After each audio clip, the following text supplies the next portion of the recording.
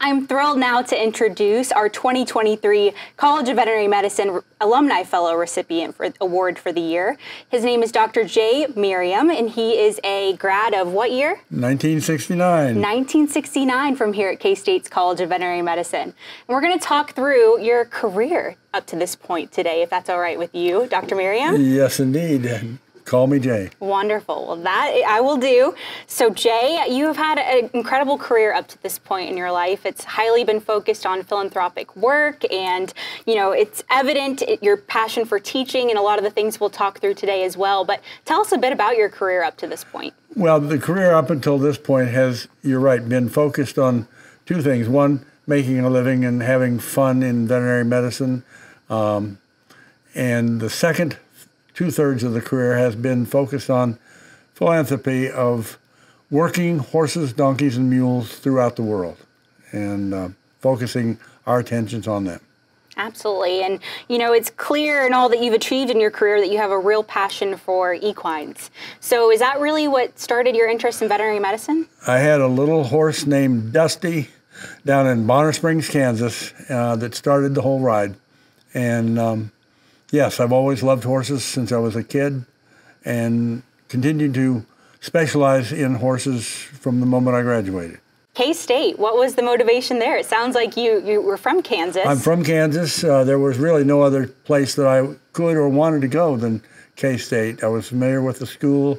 I'd visited many times, and it was a very easy decision for me. You know, you achieved your DVM here at Kansas State University, and you went on to continue your studies after that. So why the continuation of those studies? At the time, it was obvious that A, I wanted to specialize in horses, and B, we didn't get very specialized training in any species. We got training in all species. So I met an instructor here at K-State, Jerry Johnson, who said, you got to come to graduate school, and we're going to get you board certified in surgery, and we're going to get you interested in doing horses the right way. And that's what happened. And not an easy task to embark on, I'm sure. So what was that experience like? Well, it was you're right. I did graduate with the highest debt that K-State had ever had on a vet student, which was $10,000 back in those days. Wow. Which is nothing compared to what these kids have today. But I worked in what's called the Health Professions Student Loan Program, which meant that if you went to underserved areas, you got 10% off a year up to 50%, which I did. I went to Missouri and Alabama, both of which were considered qualified for that. So, and then I got experience that very few people have in terms of working with people who were top of the line in equine work. So I learned from them. Following up after that continuation of your studies at Missouri, your internship there, and then Auburn, getting your Master's of Science in Equine Surgery, what was the next step after that for you? After that, I joined a private practice in Rhode Island that was owned by another Kansas State graduate who had been a few years ahead of me and had always said, gee, when you're done with your graduate work, come work for me, which I did. And we built a surgery facility in New England, one of the first, and started doing a lot of surgery that no one else had been doing. And so we stayed there another 40 years. Wow. So by this point in your career, at that point you'd lived in Kansas, you had lived in Missouri, you had lived in Alabama, and then you traveled there. So you stayed there for a long time. We did. You obviously enjoyed the work you did there very much. We loved New England, and we loved the work, and the racetrack went away due to economics, but the show horses and the pleasure horses and the people that owned them were a great attraction. We had a broodmare farm. We had all sorts of wonderful things. We raised our kids on a horse farm, so they grew up seeing horses born and worked on, and then eventually we built a surgery and a clinic on our farm.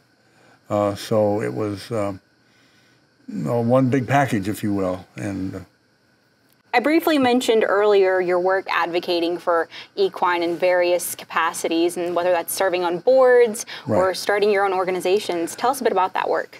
Actually, the first thing I did when I went to New England was the official practice for the Rhode Island SPCA. And so when there was a problem with horses and SPCA type welfare problems, we got called, and we spent a lot of time. There was very bad economy then. We had an awful lot of very poorly cared for animals. So I learned early on that this was rewarding and needed. And then I began to get into organized veterinary medicine, the state associations, the international associations, and morphed into an understanding of the fact that there are far more working horses, donkeys, and mules in the world than there are in the United States, and that they have needs too. So we started programs in the early 90s that are continuing to this day. That must be rewarding, seeing it continue this far into that. It is so rewarding. We've got 3 organizations now that I deal with, 2 of which I started. And we have executive directors, and we have employees, and we have decent budgets. There's never enough money, by the way, hint, hint. There is never enough money to support these sorts of efforts, but none of us are paid. We're all volunteers, but the rewards from traveling and seeing these animals is just without measure. Absolutely. And I understand your travels have even taken you to the Dominican Republic. Is that true? The first project we started was in the Dominican Republic, a very rural part of that country, which is the second poorest country in the Western Hemisphere, next to Haiti, physically and economically. But the people there use the animals for packing coconuts and carrying tourists. And nowadays they do more tourism than anything else, and so the animals have to be healthy, good looking. We're training Dominican veterinarians, we train Dominican vet students, we provide services through their veterinarians. Their veterinarians are in charge of our projects, which is key with all of our projects. We are guests, we are helpers, but it's your project, and we do what you want us to do. That's wonderful. As a vet student at K-State, when you first started, did you ever anticipate that this is the route you would head down? I tried when I was at K-State to enlist in the Peace Corps, which had just been formed. They had no idea what a veterinarian would be able to do, and they wanted me to go teach English in Ethiopia. So I declined and went on to graduate school, which was the better choice. But at that time, I could feel the needs. I had no idea of the extent, but there was also no outlet. There were no charities working with these animals. There were no government agencies working with these animals. So the Peace Corps was something that I thought might work, but it didn't. Nowadays it would. So sure. Yeah, they've added, I think, some veterinary causes to their... Absolutely. That's wonderful. So I know that you talked about mentoring students as a part of this work that you're doing. What does that look like for you? What do you enjoy most about that? Well, I enjoy just meeting students and learning from them, no matter what they can all teach. I learned some stuff at a conference we had this morning from some of these young, bright people. My gosh, they're smart. And it's something I've always found rewarding. When I was in graduate school, I was assigned to teach surgery, and I taught surgery for 5 years. And I just love the challenge of teaching young people who want to learn, and all of a sudden you see, oh, I got it. Yeah, let's do that. And so it's really, the satisfaction from that is huge. So I always enjoyed teaching, but I didn't enjoy being in an academic environment. So I enjoyed private practice, and then eventually combined the two. And you've found ways and mediums, obviously, that have allowed you to combine those passions of yours. That's incredible. I don't think a lot of people could say the same, that they've combined most of their passions in one area. That's exactly right. And one of the passions that I combined was my wife, Shelley, who graduated from K-State in '69. And she's been riding along with us ever since, helping me direct these projects. And so, yes, there's been a real good flow from that. When you look back on some of the experiences you've had, are there any memories that stand out? Oh, the memories are so amazing. As a surgeon, I look back on my second case in the Dominican Republic, which I won't get into too details, but he had a hernia the size of a basketball. Wow. and it was slowly deteriorating. He couldn't pick, or couldn't be used for picking coconuts, and the family was starving. And so here I am doing the largest scrotal hernia in the history of my career, and I'd done quite a few of them, I thought, till I saw this sucker. And this animal recovered beautifully and was back supporting his family, which is what they do. The animals are their pickup trucks, their wheelbarrows, their carriages, their school buses. They take them to the doctor. They do. So that was just a revelation to me that I could do something like that in the city park with people driving around and waving at, saying, "What are the gringos doing today?" And it's really quite satisfying. So that's a standout. And there have been so many other cases that I think would compare in that way. And the fact that my partner in that particular case was a veterinarian who had never done the surgery. He was my age, but had always wanted to do surgery. And at the end, this guy, who again was my age, was hugging me and crying and saying, "This is why I became a veterinarian." So that's motivated me tremendously for the years. Yeah, experiences like that, I'm sure if you could only tell yourself as you were going into your first surgery, what would you have thought about that? I would have been so doubtful that I could do it. But you're presented with something and it's there. You're the only one in the room who can do it. Okay, let's go. You have had, I think it's fair to say, everything we've talked about, an incredible career.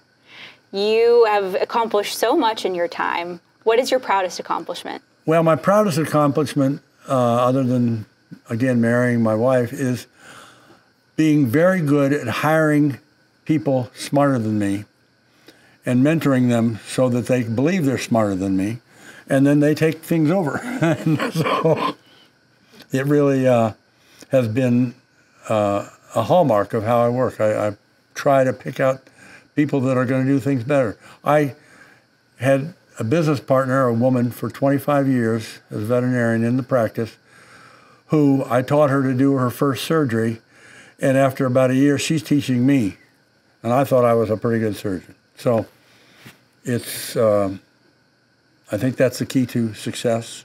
The same is true with the Equitarian Initiative project, which we started. We hired a executive director right because I met her at a party at my son's house, for heaven's sakes, and she's very well qualified, and taken this little organization and run with it. And I knew she could. And so light the fire and stand back. I think, some people, they'll hear stories like yours, careers like yours, and they'll think, oh, the animal aspect of things. But it's clear and evident in our conversation now that the people have been just as important. Oh, the people are. We have so many dear friends now all over the world. People I've been on the phone with today from the Dominican Republic, from Morocco. I'm on WhatsApp with people in India, Cyprus, England, all the time. And these are people that I consider friends I could call up anytime and say, look, I need this or that. And people who have been with me on these projects, been supportive of these projects, people that are part of it every day. So yes, the people are just phenomenal. But I got a few favorite horses too. Sure. So. Anyone's worth mentioning? Oh yes, oh yes. I had a horse whose name was Aspen, as a matter of fact, and we now live out near Aspen. But he was a rogue and he was not happy in his job. And I remember the client brought him in and wanted me to do various things to him. And I said, how about if I just give you $200 for this poor thing? And he was, I think my wife would agree, probably one of the best horses we've ever had. So that sort of thing. And, my kids grew up riding what we call scratch and dent horses, little ponies that no one else would buy because they needed vet work, and I'd do the vet work, and the kids would ride the ponies. And so, Those animals lucked out then. Oh, they lucked out, and the kids lucked out, and we didn't have to spend a lot of money on horse flesh. So you've obviously had a great career. If you were to pick out something that you would hope to be remembered by in the future, you know, if people were to bring up your name and say, oh, this story, what would you hope to be remembered by most? Well, I think in a big picture sense, I want to be remembered for making the equitarian word a word, number one, and number two, making it mean something to people all over the world in the veterinary profession. Our professions were in the dark about the plight of working animals until people started hearing about it. And now we have teams that go to Mongolia and all over Eastern Europe, Africa. It's amazing. And the people, you can use the word equitarian in almost any one of these cases. And I should say, my last name might remind you that my family used to have a dictionary company. Is that really your family? Yes, it is. Oh, my goodness. And so we got no money from the deal, but we did decide we had the right to make up a word every year. Fair. So Shelley and I made up equitarian. But yes, indeed, that is our family. That's wonderful. Do you want to define equitarian for those? Equitarian is someone who is cared or cares deeply about the welfare and health of horses, and for whom their only reward is the satisfaction of seeing them get better. That's wonderful. Well, I think it's totally fair to say that you are an equitarian yourself. I hope so. I'm sure you've inspired countless others. I am amazed, quite honestly, at how many we have inspired. We had a workshop in Mexico several years ago. We had over 100 veterinarians, horseshoers, and students in this project. And it's all the equitarians. I mean, equitariano in Mexican or Spanish. And we have the same projects going in Morocco. People know the word. So you mentioned how you got involved in, this work with animal welfare specifically for equines, but what inspired your work abroad in this area?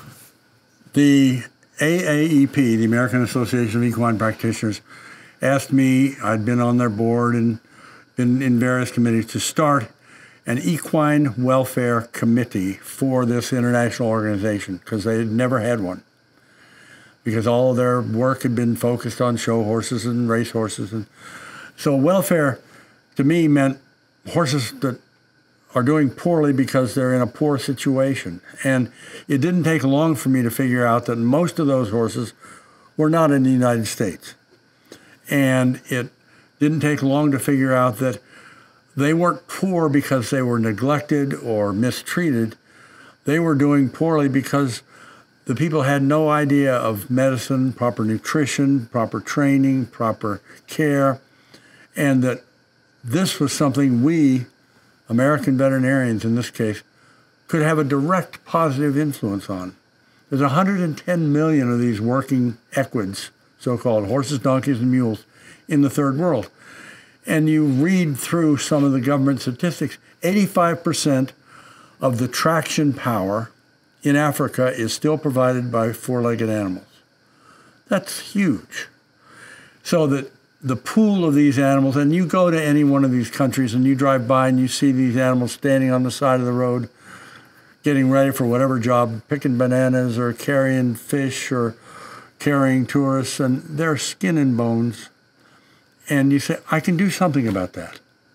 And we can with education. So that's really how it started, and it's just a target of opportunity is that these animals exist more in the developing world than they do here. And in the Dominican Republic, when I first saw the animals, the horses down there, I thought I was going to cry because they were just overworked, underfed, covered with parasites, ticks, and things for which we had easy answers, saddle sores. So it's really pretty easy to get infected with the bug of, I want to help these things. It started when I first worked for the SPCA, both in Rhode Island and Massachusetts, seeing neglected horses. These horses that we deal with now are not neglected. They're overworked and underfed and undercared for. So this is something we can do something about. Sure. So that lack of resources really is what drove Lack you. of resources is key to this problem. A lot of big aid organizations want your projects to be sustainable. And that word alone indicates a fantasy. No project, human or animal, can sustain itself on the backs of the people that you're helping. The projects have to have a sustained flow of resources, including education, finances, supplies, and personnel to sustain what they are supposed to do. So sustainability is a different word than perhaps people think it should be. But even human aid projects are not sustainable because, again, the people that are being helped don't dig themselves out from the earthquake, you know. They don't rebuild the buildings, other people do. So sure, it's hearts like yours that feel for them personally, and they're the ones that go out and make the difference. It's true, and you have to, but your heart can get in the way. You have to make sure that you're clear-eyed, scientific in this case, or medically oriented to do what you have to do and do it well. We don't sacrifice our standards on anything we do. It's all top of the line, but we do it and we try to do it with a clear head. And yes, the emotions can get powerful, but what's necessary is clarity. I know you interact a lot with students today. What does that sort of look like for you now after you've had such an amazing career? Are they asking you the same questions, or what does it usually look like? They're wondering what on earth I'm talking about for about a minute, and then you can start peeling it back and realize that pathology is pathology is pathology. Diseases are diseases are diseases. You have to follow where they take you.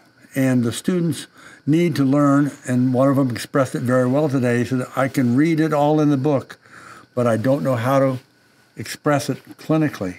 So we had a wonderful discussion about making the transition from reader to healer.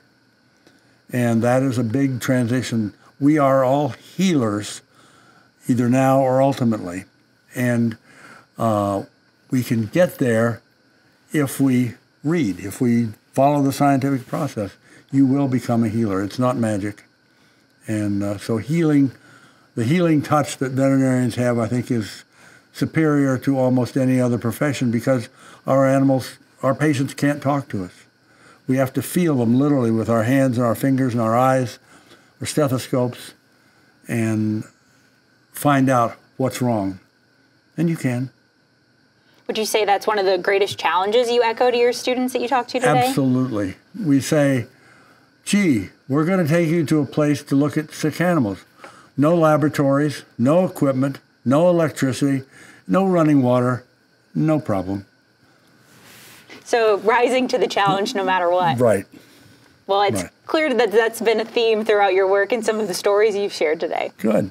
You know, I want to congratulate you again because I feel like this is just a huge honor. And probably your first year as a vet student, you would have never imagined this. This is true. But I just wanted to say congratulations again. Thank you so much. I am so proud to be from Kansas State University.